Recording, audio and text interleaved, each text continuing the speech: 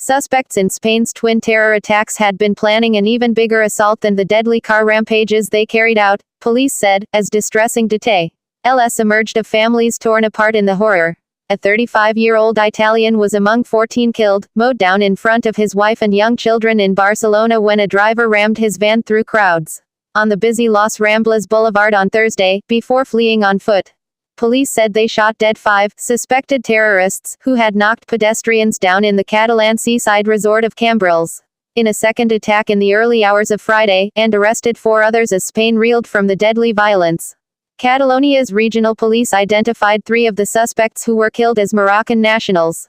They were Moussa Al-Kabir, 17, Said Allah, 18, and Mohammed Haikami, 24. Police said yesterday they suspect 12 people of involvement in the attacks, the 5 who were killed, 4 who were arrested and 3 who have been identified but who remain at large.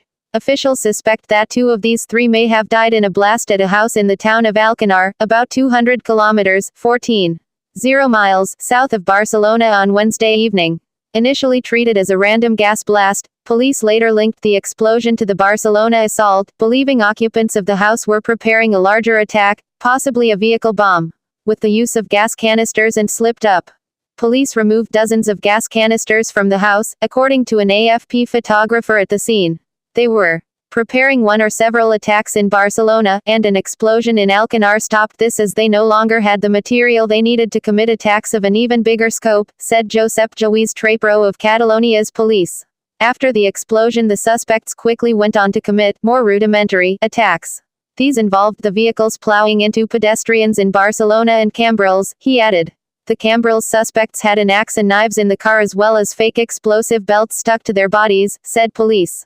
Both Spanish attacks followed the same modus operandi. Drivers deliberately targeted pedestrians with their vehicles, the latest in a series of such assaults in Europe. The Mediterranean resort of Nice in France was particularly hard hit on July 14, 2016, when a man rammed a truck into a crowd, killing 86 people. Otso Iho of Jane's Terrorism and Insurgency Center said the Spanish assaults, which stretched out over 2 different cities, appeared to be a much higher level of coordination than has been typically present in previous attacks. It is also believed to be the first time IS has claimed an attack in Spain. In a poignant moment Friday, Prime Minister Mariano Rajoy, King Felipe VI and the President of Catalonia, where both attacks took place, held a minute of silence in Barcelona. It was followed by the crowd applauding and shouting, "Not afraid."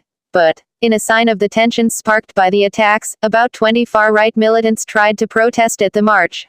Some held up signs reading, "No more mosques," or "Refugees not welcome anymore."